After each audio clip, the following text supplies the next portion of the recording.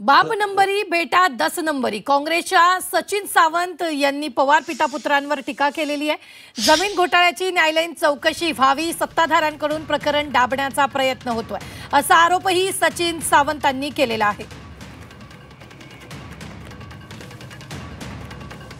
बंटी और बबली या हिंदी चित्रपटामध्ये ताजमहल विकल्या गेल्याचं दाखवण्यात आलं होतं। बाप नंबरी बेटा 10 नंबरी या दुसऱ्या हिंदी चित्रपटामध्ये गेटवे ऑफ इंडियाच विकला होता।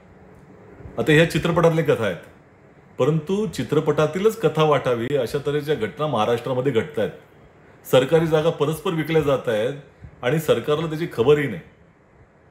कोरेगाव पार्क ही ज्या अत्यंत श्रीमंत अशा पुण्यातील वस्तीमधील प्राईम प्लॉट असलेली महारत्नाची 40 एकर जागा ही सरकारच्या ताब्यात होती आणि ती सरकारच्या ताब्यात असताना कधी विकली गेली सरकारला खबरही पडलेली नाही। माननीय अजित पवार जी म्हणतायत की मला 3-4 महिन्यापूर्वी कुणकुण लागली होती, मग त्यांनी आपल्या मुलाला का थांबवलं नाही, याचं उत्तर त्यांनी महाराष्ट्राला दिलं पाहिजे।